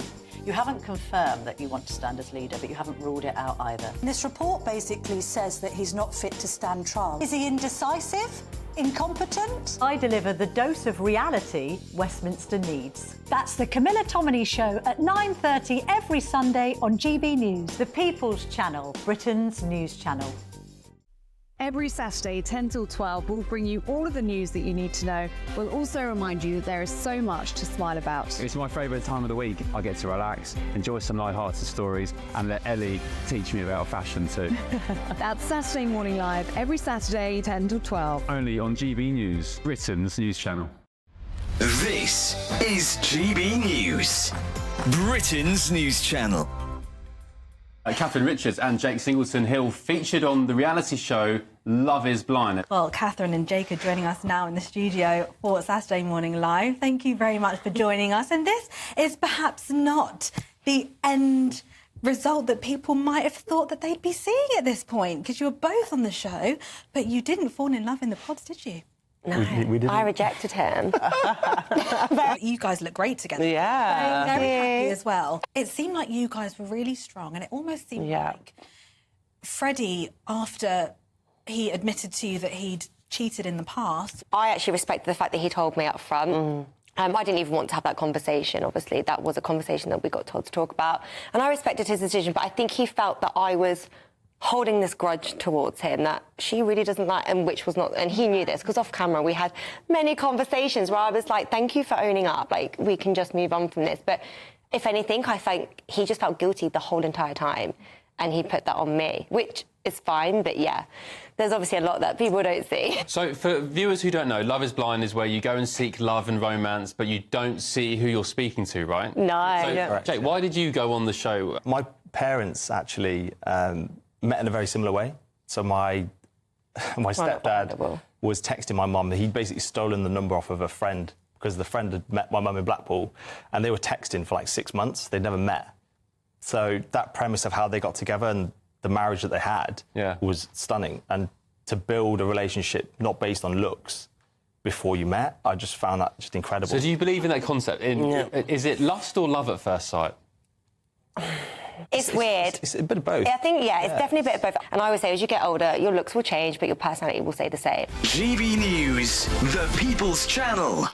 Weekdays on GB News. Wake up to breakfast every day from 6 a.m. Followed by Britain's newsroom at 9:30. At noon, it's Good Afternoon Britain. Followed by Martin Daubney from 3 p.m. Only on GB News, the People's Channel, Britain's news channel.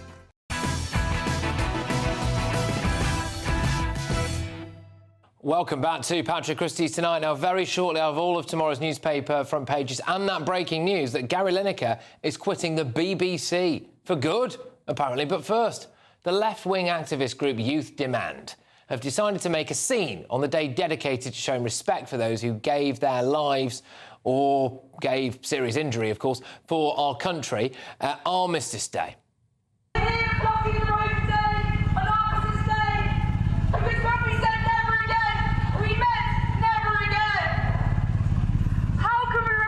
People that died decades ago when we continue to be complicit with a government that continues to buy and sell weapons with Israel. When we remember our dead. They can't even hold the Palestine flag the right way around, but there we go. What else do we expect? They even went so far as to block the road outside Parliament Square at exactly 11 a.m. today, whilst people were silently honouring the dead at the cenotaph. Proper scummy stuff, this. This comes as sales of the pacifist white poppy surge, whilst young people have also shunned the traditional red poppy. They say that wearing one in remembrance of our armed forces somehow means they support Brexit. which is a bit weird, isn't it, I think? Anyway, it doesn't make any sense to me. So do Britain's youth respect our brave armed forces and veterans enough? I'm very pleased to say I'm joined now by former British Army spokesperson Major Michael Shearer. Thank you very much, Major Michael. Great to have you on the show. What do you feel when you see people like that sitting in the road, blocking traffic, ranting and raving? Oh, my good God. It is a nonsense. First of all, I've got socks older than the Palestinian flag. So what these people are shouting for, they do not know, and that is the truth. I don't want to go off on a tangent here, but let me just say that there was one country, one state that emerged from the British mandate, and it was Israel. That's it. Palestine, and that will be the last time I say the word, was a swathe of land.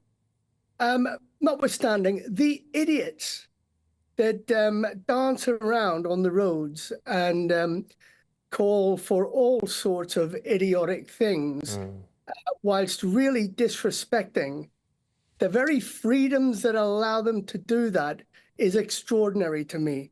Now, I can forgive them at some level because, you know, we were all young and stupid at some stage. I can forgive them, the youth, for that at some level, because it is the political will that we need to be looking at. And this very day, our Secretary of State for Defence has refused yet again, under slimy language, to say that he will not give the budget for defence at least that measly 2.5%.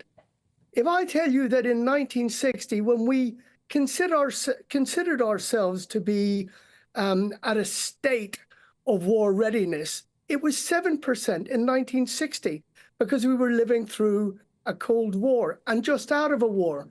My good God, they just don't know how perilous their freedoms are. No, indeed. And to see them there with megaphones ranting around at 11 o'clock, bang on the money, near the cenotaph, you'd have been able to hear all of that stuff from the cenotaph. I know that the argument is that people gave their lives for people's freedom of speech, and I do understand that. But there's such a thing as respect and decency as well, isn't there? And, you know, I wonder where this comes from. You see, Major Michael, in schools, apparently, children not being able to say what D-Day is, and we teach them about everything else. You know, we seem to teach them about, you know, 72 different genders or something, and we don't seem to be teaching them about our own history and our own military history. Well, and therein, I'm afraid, is the nonsense.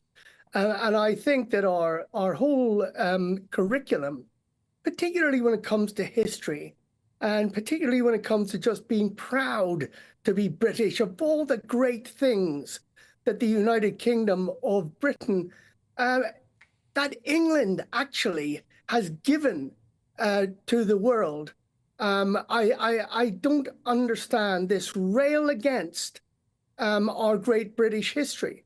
It's extraordinary, and it is something that needs to be addressed. Absolutely. Well, look, can I just say, it's a little bit short and sweet, but I must say thank you very much. I was hanging off every word there. We're going to have to go to the front pages. But that is Major Michael Shearer. He's a former British Army spokesperson. And, yeah, good for you. Thank you very, very much. I probably should make a little bit of a joke at this point, because obviously Gary Lineker has gone, but we've just had Shearer. So there we go. Thank you. I'll bring you the very first of tomorrow's newspaper front pages and that story. Gary Lineker has quit the BBC. Plus, we'll be discussing this shocking revelation in Parliament today. According to the census, 72% of Somalis here live in social housing compared to 16% of the population overall. 72% of Somalis live in social housing, 16% of the population overall. Maybe it's time that we had benefits culture done by nationality. Just saying. Stay tuned. Hi there, welcome to the latest update from the Met Office for GB News. Following a brighter start to the week for many of us compared with the last week, it stays clear overnight. That will lead to frost and fog in places because high pressure is now firmly once again in charge of the weather, but this time with clearer spells under that high pressure.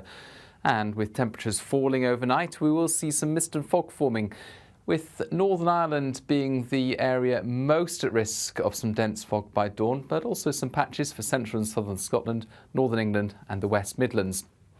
Temperatures falling close to freezing in many places as well, and in some sheltered spots as low as -1 to -3 degrees first thing, so a chilly start to the day. A bright start for many, some decent sunshine out there, hazy sunshine for much of Scotland with some high cloud around, but also a cold starts with some dense fog through the central belt, more especially Northern Ireland. This fog's going to be slow to clear with a weak sun at this time of year.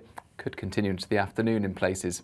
But we've got some decent sunny skies across much of England and Wales. The far southeast there, just seeing a breeze coming in from the North Sea, making it feel on the cold side, and some showers coming and going, especially for parts of Kent, but also coastal parts of Norfolk, Suffolk and Essex. Into the afternoon, though, some decent dry and bright weather across much of the UK. Most places staying fine, with temperatures at 11 to 12 Celsius generally, although where some fog does stick around, it's going to feel chilly all day. Now into Wednesday morning, a similar start with some dense fog around, especially across central parts of the UK. Cloudier skies in the far south with a few showers, and clouding over for the north and northwest of Scotland with some outbreaks of mostly light rain arriving. That'll sink south, leading to a cloudier day for many of us on Thursday. Then it turns colder on Friday and Saturday. Nightmare commute? Kick it up a gear with GB News Radio. You can listen online and on DAB+ and on the GB News app. We're also on TuneIn and the Radio Player apps. From the school run to rush hour, get revved up with GB News Radio. We are the People's Channel, Britain's news channel. In the GB Newsroom, we bring you the news as it happens. With our team of dedicated journalists across the UK, we're ready to keep you up to date with what's happening every half an hour, every single day.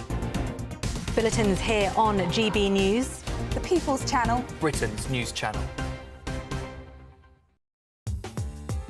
I'm Christopher Hope. From pop stars to politicians, I'll interview anybody in a pub who's got a political opinion. Join me every Friday on Spotify, Apple Podcasts, YouTube or gbnews.com, or wherever you get your podcasts. This is GB News, the People's Channel.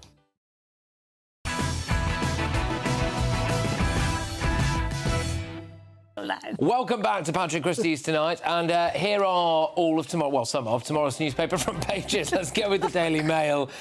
Welby must quit after failing to act on abuse, says Bishop. Look, we've covered this. We covered it at the top of the 10, so we are kind of on the money when it comes to that.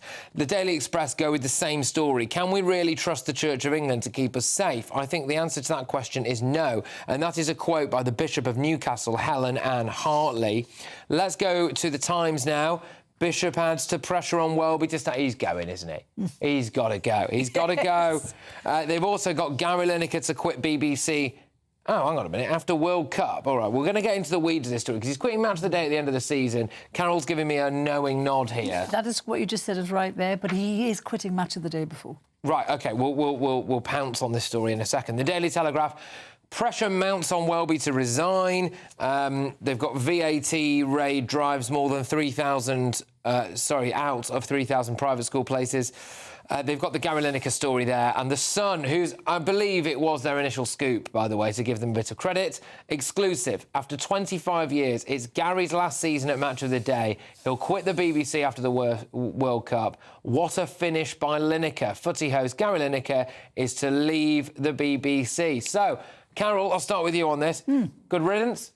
Oh, completely. And I'm not sure he's leaving. The BBC said in October that they hadn't agreed to renew his contract yet. The guy's been nothing but trouble for them for the last 5 years.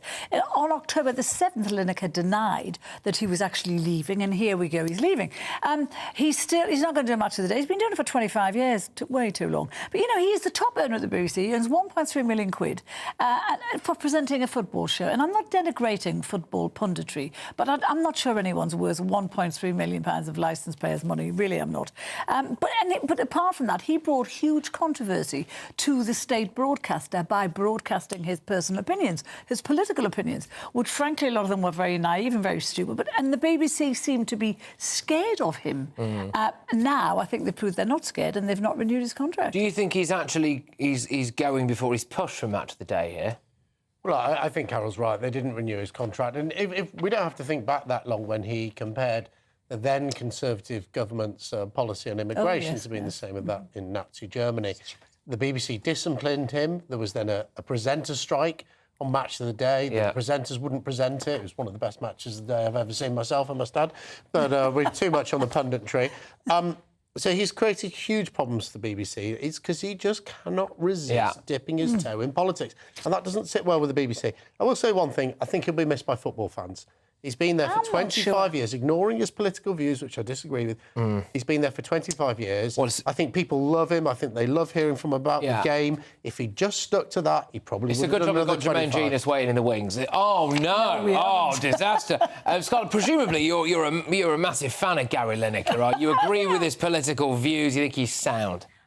Yeah, I do, but I think more important than that Jake's right, is that he's a really, really good pundit. I mean, you don't hold a job for 25 years. I mean, I remember when I used to watch Match of the Day before that. You do with the BBC. No. You have to do something really bad to get fired. No, you don't. Yeah, right? you do. You don't hold... I mean, lots and lots of people of his age have been going, you know, all of that stuff. And he people think he's fantastic. I mean, I happen to agree with his views. Yeah. But also, I mean, this is, you know, he's of an age. It was time he went, but he's going to stay on for the World Cup. So they're not getting rid of him. It's interesting you mentioned the World Cup because he was accused of massive hypocrisy over Qatar. The Qatar World Cup, banging on about human rights. You alluded to that, banging on about human rights, but being perfectly happy to go and make absolute wedge in a country that was being sports washed. Stadiums were built by slaves. Women are treated like second or third class citizens as well. You know, there's aspects of the Sharia law over there. Gary didn't mind about that. Well, it was him and quite a lot of others as well didn't mind about that. And, you know, we shouldn't worry about Lineker and the money because, you know, he earns a fortune now. He runs podcasting companies, earning an absolute fortune. But, I think, you know, you're saying that the people will miss him. When he didn't present that Match of the Day, they had the biggest viewing figures ever. Well, I think lots of people tuned in because it was such a spectacle. Yes. But, look, he is a good and interesting football pundit and commentator. The mistake he has made is he's just decided that he also wants a slot on Newsnight to do politics. If he was shackled, if he was in any way shackled by the BBC, he's now unchained, isn't he? We're going to get more of this. It's going to be a non-stop Gaza overload from Gaza Gary. Well, do you know what I would love? I would love him to appear on a political show like this, where his views are challenged, and I suspect he has no depth of knowledge whatsoever. Go on, Scott. What do you... Well, I was going to say, I mean, you know, what did Boris call his autobiography? Unleashed. Yeah. Because he feels he was shackled. Andrew Marr felt he was shackled at the BBC, and yet, actually, frankly, his views are pretty central. Emily Maitlis. I mean, this whole thing about being shackled by the BBC, I just think... But they always go left. This is the thing. Can I just say, this is the thing. This is the reason why everyone goes like we know what the bias is at the BBC, because whenever anyone leaves the BBC, they always turn out to be a massive... And what I was really thinking... Hold on. I mean, look at all the PR people who work for Joanne Harry. What was it? I don't know what these people are, Scarlett. No, because these are the big ones. They're all really left-wing. Oh, yeah, Jeremy Paxman's really left-wing. He said when he came out that really he was a one-nation Tory. Now, you might call that left-wing. That is quite left-wing. Hard left. Most of them are one-nation Tories. That's the truth of the BBC, actually. No, it is not, Scarlett. It really is. People at home are punching the cushions on the sofa because that is so not true. The thing that the BBC has lost multi-millions of licence pays is because it's so left-wing. People don't want to watch it anymore. Right, so it's not the go-to channel. So goodbye, Gary. There we go. How will we recover? But let me just show you a little video now, because it seems like Joe Biden is quite literally struggling to find his footing now after Donald Trump's historic election victory last week. I'm going to play you some footage of this now. It's the US president. I mean, good grief. I mean, to be honest, I feel for him a bit, but he's going and then he's up and then he's going. Oh, gosh, he was caught stumbling around, even nearly face-planting on a beach walk with his wife. But by the way, can I just say, I don't think he's doing anywhere near enough to help him. She's had enough. Well, she's doing nothing, is she? You see it there. He's on the rocks. He's on the rocks. I mean, yeah, well, OK. Mind you, have you ever walked in deep sand? I have. I walk a bit like Biden in deep sand. Can't do You're it. being I was gonna say, Patrick, as somebody who is on crutches at the moment and has to hobble onto the studio, I don't think not a great look, though, is it? I don't think it says anything about your ability to be president, whether you can walk with a stick or not. But what he couldn't say did. Yeah, well, what's your... I think he's a bit too old for a half zip and a pair of denims, though, isn't he? I mean, that's what that picture really says. Well, she's not doing anything. Why is she not helping him? Well, because she probably lives with that every day. Yeah, absolutely. He likes. That's the way. Look, if he was serious about worrying about walking, he would be walking with the stick. Not in sand. He'd be straight over. Disaster. Anyway, we've got Trump now. I don't think we can blame her, right?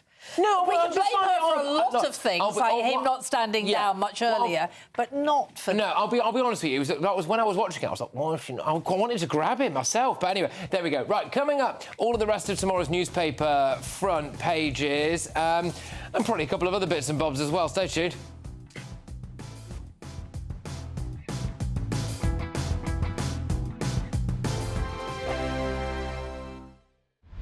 Britain's newsroom, weekday mornings from 9:30. A Tesco store on a Scottish island has defied locals by ignoring pleas to stay closed on Sundays. Tesco's has said that no member of staff in Stornoway would be forced to work on a Sunday and that it had received a significant amount of positive reaction to its plans. Well, let's talk now to the Minister of the Reformed Presbyterian Church, Reverend Kenneth Stewart. Good morning to you, Reverend Stewart.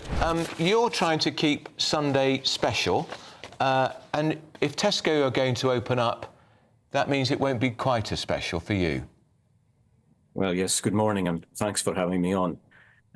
Yes, Tesco, for some reason, they claim it's not economic advantage, but for some reason they've decided to go against hundreds of years of tradition on this island and the deeply held religious convictions of many, many people, including, of course, their own customers who are really grieved by this decision.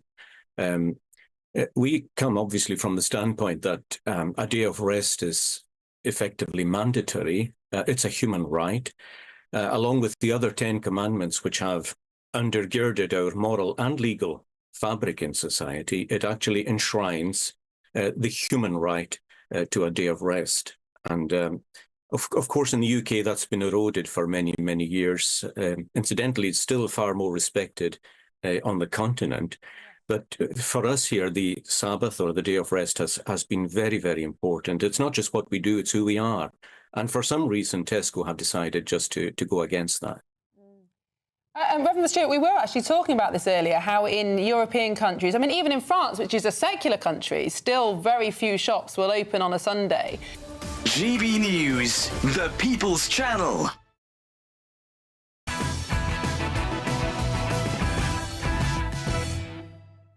All right, it's time for a few more front pages now, so here we go with The Guardian.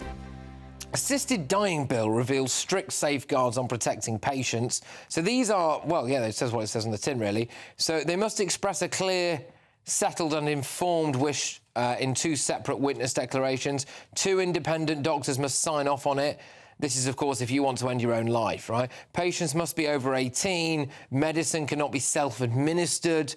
Coercion of a patient would be a criminal offence. Well, remains to be seen whether or not those safeguards really pass the test in reality. They've also got the Welby story. We've banged on about that quite a lot. The Eye go for water bills must rise to tackle illegal sewage spills. Minister tells UK public, so your water bills conceivably are going up now because we've got too much poo in the river.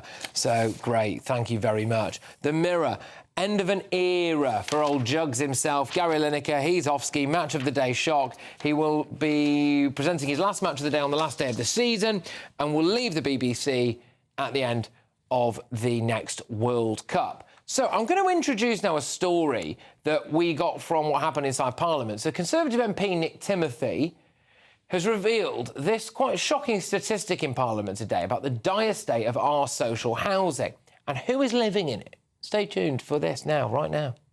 According to the census, 72% of Somalis here live in social housing compared to 16% of the population overall.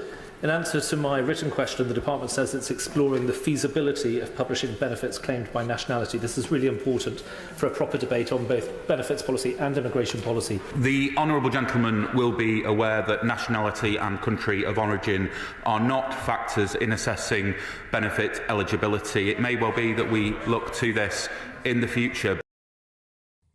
So 72% of Somalis live in social housing in Britain. That's compared to 16% of the overall population. The overarching point now, and it's something we've spoken about quite a lot here on this show, is, Carol, should we know benefits by nationality? Should we be told that? Yeah, I think we should know these Somalis, whether they were British citizens when they were given this social housing. Were they born here? Have they contributed in any way to this country? Because if they haven't, they should not be getting it. 17% of the British population lives in social housing. This is a disproportionate amount.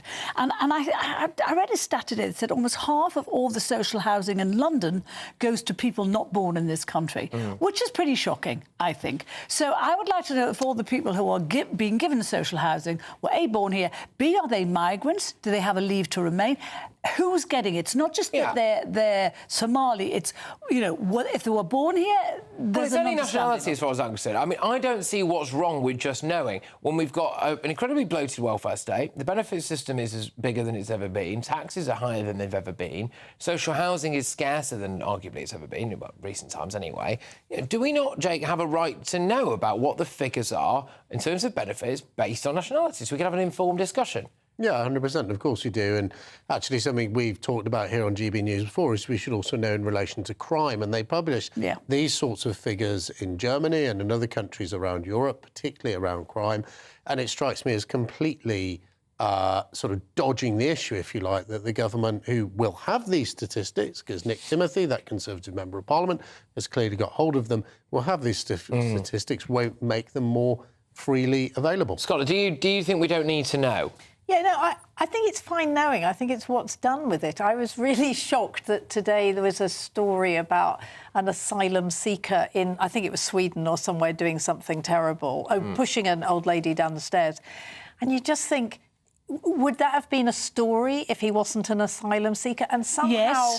Yes, in somebody shoving an old person down the stairs. Yes, in Sweden. So you're saying that had it been a Swede, that it would have been the top story on the Daily Mail, the Daily Mail, News Online, had it been a Swede rather than an asylum seeker. And that's what worries me. Is it's like anything an asylum seeker or a refugee or somebody not born here. Because people see them taking social housing from people in this country, born and bred, who have grown up here. I think that the elephant in the room in all of this is that we're talking about the Centre for Policy Studies says that the thing nobody's talking about is that because of this uncontrolled problem of migration that we have, this is why we have a housing shortage. This is why we have a social housing shortage. And what this centre, this policy says, they said we would have to build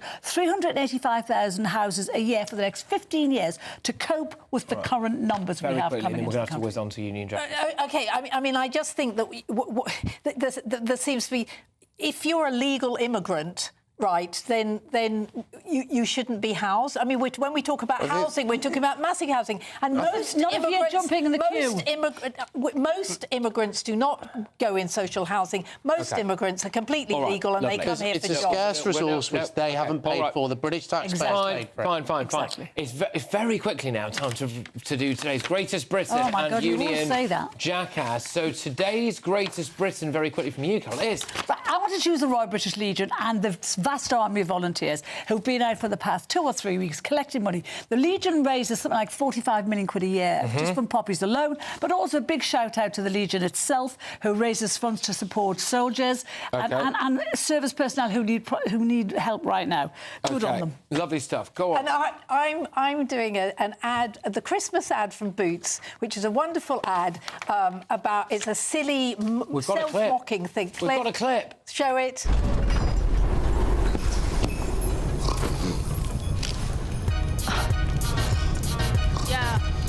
Yeah, they wanna know. Sugar plum, slow roll.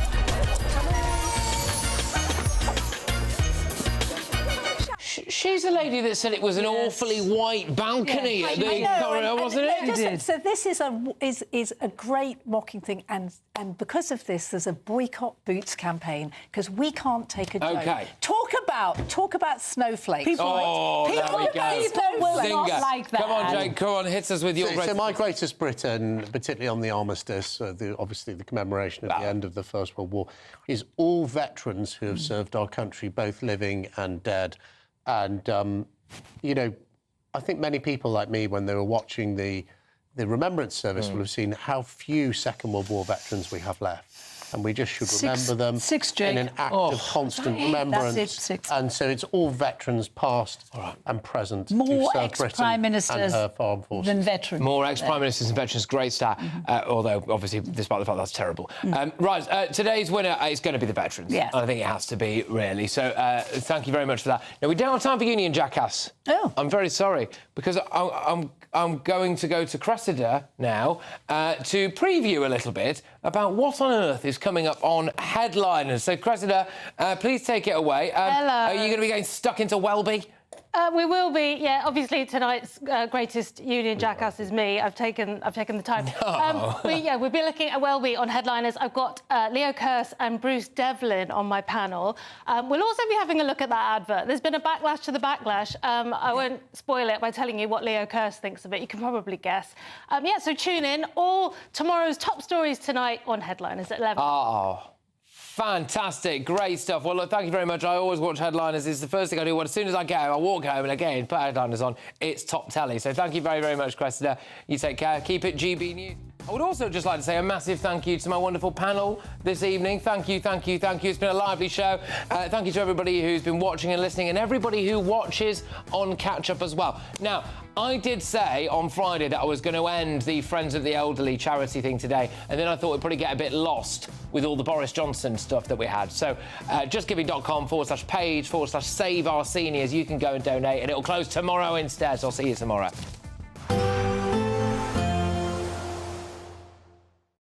Expect a warm front, moving from the kitchen right through to the rest of the house. Boxed Boilers, sponsors of weather on GB News. Hi there, welcome to the latest update from the Met Office for GB News. Following a brighter start to the week for many of us compared with the last week, it stays clear overnight. That will lead to frost and fog in places because high pressure is now firmly once again in charge of the weather, but this time with clearer spells under that high pressure. And with temperatures falling overnight, we will see some mist and fog forming, with Northern Ireland being the area most at risk of some dense fog by dawn, but also some patches for central and southern Scotland, northern England and the West Midlands. Temperatures falling close to freezing in many places as well, and in some sheltered spots as low as -1 to -3 degrees first thing, so a chilly start to the day. A bright start for many, some decent sunshine out there, hazy sunshine for much of Scotland with some high cloud around, but also a cold starts with some dense fog through the central belt, more especially Northern Ireland. This fog's going to be slow to clear with a weak sun at this time of year. Could continue into the afternoon in places. But we've got some decent sunny skies across much of England and Wales. The far southeast there, just seeing a breeze coming in from the North Sea, making it feel on the cold side, and some showers coming and going, especially for parts of Kent, but also coastal parts of Norfolk, Suffolk and Essex. Into the afternoon, though, some decent dry and bright weather across much of the UK. Most places staying fine, with temperatures at 11 to 12 Celsius generally, although where some fog does stick around, it's going to feel chilly all day. Now into Wednesday morning, a similar start with some dense fog around, especially across central parts of the UK.